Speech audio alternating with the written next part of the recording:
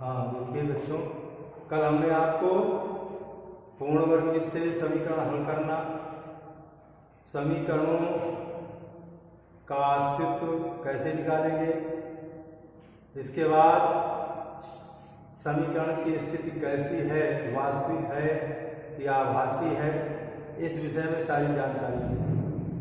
अब आज हम आपको कुछ आंकित प्रश्नों के बारे में बताएंगे।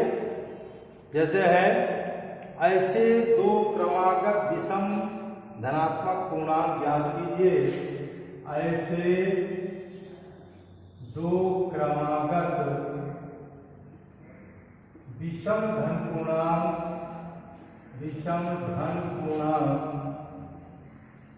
ज्ञात कीजिए। ऐसे दो क्रमागत विषम धन पूर्णांक ज्ञात कीजिए जिनके वर्गों का योग 290 है। जिनके वर्गों का योग 290।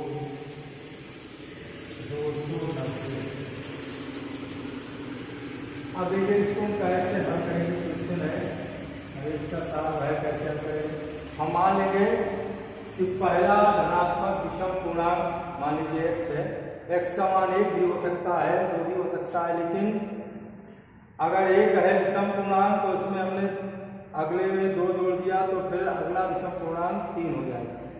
इसलिए हम मान लेते हैं, माना पहला विषम धन पूर्णांक हमारा क्या है, x। तो दूसरा विषम धन पूर्णांक क्या होगा, दूसरा विषम धन पूर्णांक मतलब अगर पहली विषम संख्या 1 है तो अगली 2 जोड़ करके प्राप्त होगी। जैसे 1 धन 2 मिलकर के 3 में फिर 2 जोड़ेंगे तब भी 5 आएगा विषम। तो हम क्या मानेंगे, अगला विषम धन पूर्णांक है 1+2। अब प्रश्नानुसार प्रश्न क्या है कि जिनके वर्गों का योग दिया है, वर्गों का योग, प्रश्नानुसार दोनों पहला विषम धन पूर्णांक का वर्ग और धन दूसरे विषम धन पूर्णांक का वर्ग अगर इन दोनों का वर्ग किया जाए तो कितना होना चाहिए, 290। तो पहला विषम धन पूर्णांक क्या है, x, और दूसरा है x धन 2 का वर्ग बराबर 290। हल करिए तो x² + 4x + 4 = 290। या ये हो जाएगा 290, ठीक से लिख लीजिए। 2x² + 4x + 4 - 290 बराबर 0। अब आगे क्या करेंगे, 2x² + 4x, 290 में 4 घटाएंगे, 10 में 4 गया 6 और गया 286, 86 4 90। अब इसमें 2 का क्या करें, कॉमन कर दें। 2 कॉमन किया तो x² + 2x - 2 तो 2 को 8 है बराबर 0, या x² + 2x - 143 = 0। 0/2 ये हो जाएगा हमारा x² + 2x - 143 = 0। ये हमारा समीकरण बन गया। अब इसे हमें हल करना है। इसे हल करें, हल करने के बाद ही हमें धन पूर्णांक ज्ञात होंगे। तो हमें क्या करना है, 143 से खंड करें। अब 4 × 5 = 3 8 कैसे कटेगा, 11 से कट सकता है और 13 से। तो 143 के खंड करेंगे, देखिए तो क्या हो जाएगा, 11 से काटे 11 का नाम 11 और 11 कहाँ काटे थे, 11 से काटे तो क्या आया 11 गुणित 13। 11 गुणित 13 का मतलब क्या हुआ, अगर 13 में 11 घटा दें तो 2 बचेगा। इसी को हम कर रहे हैं यहाँ। क्या लिख सकते हैं, लिख सकते हैं x² प्लस 2x। 2x को क्या लिख सकते हैं 13x। 13 में कितना घटाना है 13, x माइनस x 43। अब इसी को खोलिए तो x² plus 13x minus 13x minus x 43 बराबर 0। x का x plus 13 minus 13 x plus 13, तो ये आ गया x प्लस 13 और आया x माइनस 13 बराबर 0। और x प्लस 13 बराबर 0 तो x बराबर क्या होगा माइनस 13। ये क्या है, ये धन पूर्णांक की जगह क्या है ऋण पूर्णांक, तो ये हो जाएगा अग्राह्य। अब लेंगे यदि x माइनस 13 बराबर 0 तो x बराबर क्या हुआ 13। ये आया धन पूर्णांक, इसलिए क्या आया पहला धन पूर्णांक हमारा हो गया 13 और दूसरा धन पूर्णांक हमारा हो जाएगा पहला 11 x धन क्या है 2, ये हो जाएगा 11 धन 2 बराबर 13। तो ये आ गए संख्याएं, क्या हो गई संख्याएं हमारी आ गई 11 और 13। ये दोनों क्या हैं विषम धन पूर्णांक, ये दोनों विषम धन पूर्णांक हैं, यही हैं विषम धन पूर्णांक, जिनके वर्गों का योग कितना होगा 290 हो जाएगा। इसी प्रकार से अन्य प्रश्न है, जैसे दिया गया एक मोटर बोट जिसकी स्थिर जल में चाल 18 किलोमीटर प्रति घंटा 24 किलोमीटर धारा के अनुकूल जाने में और वही दूरी धारा के अनुकूल लौटने में अपेक्षा 1 घंटा अधिक समय लेती है, धारा की चाल ज्ञात करना। देखिए अगला प्रश्न फिर है, एक मोटर बोट चल रही है उसके बारे में है। तो यहां दिया हुआ है एक मोटर बोट, यह है एक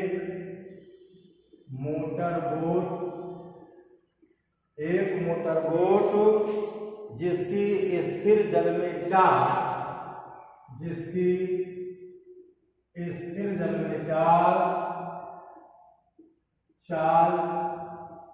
18 किलोमीटर प्रति घंटा है। 18 किलोमीटर प्रति घंटा है, 24 किलोमीटर धारा के अनुकूल 24 किलोमीटर धारा के अनुकूल 24 किलोमीटर धारा के प्रतिकूल जाने में, धारा के प्रतिकूल, अनुकूल नहीं पहले प्रतिकूल, 24 किलोमीटर धारा के प्रतिकूल जाने, धारा के प्रतिकूल जाने में वही दूरी जाने में वही दूरी धारा के अनुकूल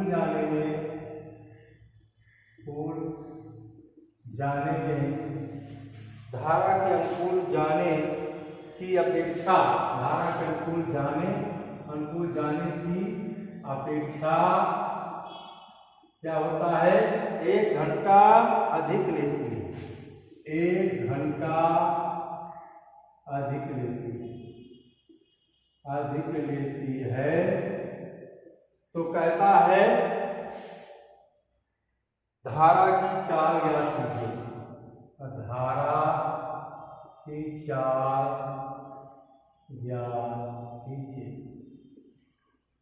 बहुत ही अच्छा प्रश्न है।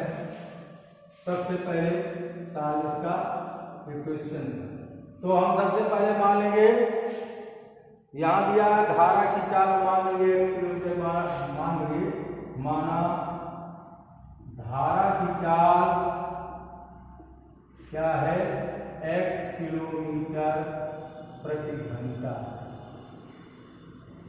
घंटा है। फिर यहाँ दिया हुआ है धारा के प्रतिकूल 24 किलोमीटर जाने में लगा समय। धारा के प्रतिकूल 24 किलोमीटर जाने में लगा समय बराबर दूरी बटे 4। क्या हो जाएगा? दूरी बटे 4। अब यहाँ दूरी दी है 24 किलोमीटर, दूरी दी है 24 किलोमीटर और चाल दी है 18 किलोमीटर प्रति घंटा। इसलिए हम इसको क्या करेंगे? धारा के प्रतिकूल चाल, धारा के प्रतिकूल चाल, धारा के प्रतिकूल चाल, धारा के प्रतिकूल चाल क्या हो जाएगी? 18 माइनस x किलोमीटर प्रति घंटा।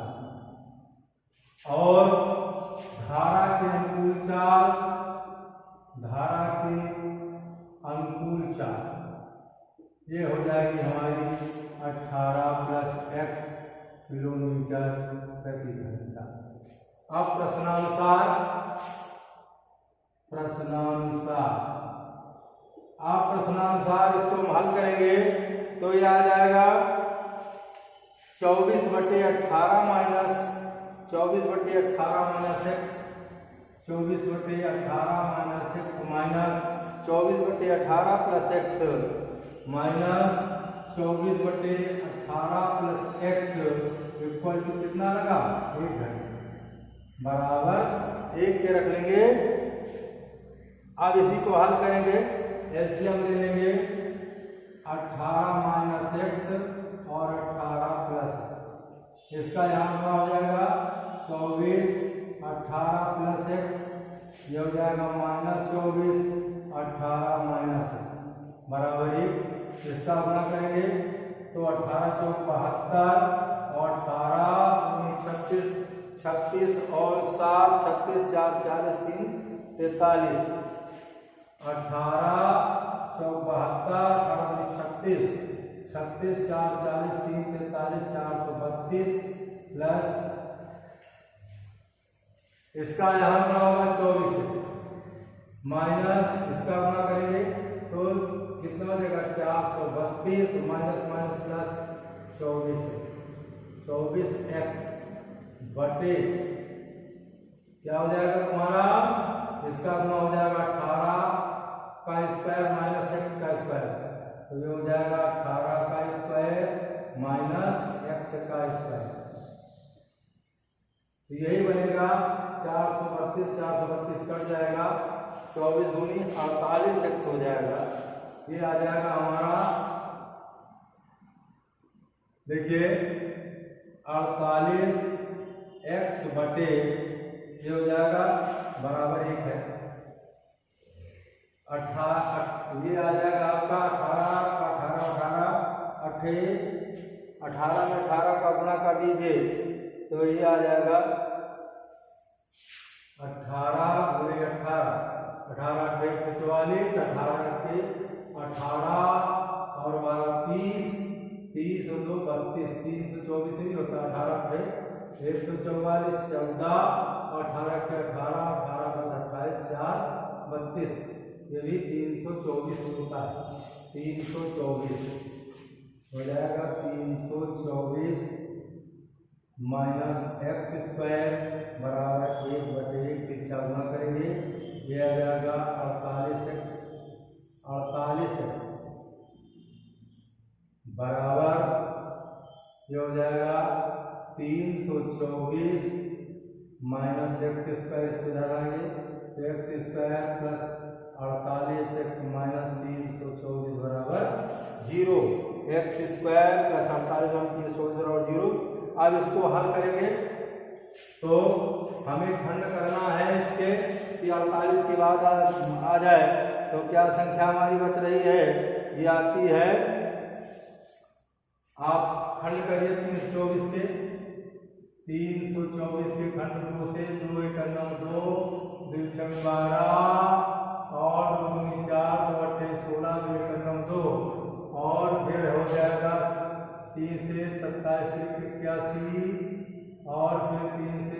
9 27, फिर 3 3 का 9। अब देखिए हमें खंड करना है, 3 3 का 9 में 18 36, हमें 48 लाना है। 3 3 का 9, 9 3 27, 27 दूनी 54 और 3 दूनी 6, 54 दूनी 6, 14 में 6 गया 8, तो आ जाएगा 54 6 x square plus 54 x minus 6 x minus 324 बराबर 0। अब इसमें लेंगे एक्स का मान एक्स प्लस 54 माइनस 6 का मान एक्स प्लस 54 बराबर 0, तो आया एक्स प्लस 54 और आया एक्स माइनस 6। अब देखिए इसको फिर हल करिए, तो फिर हल करने में देखिए हम लेंगे यदि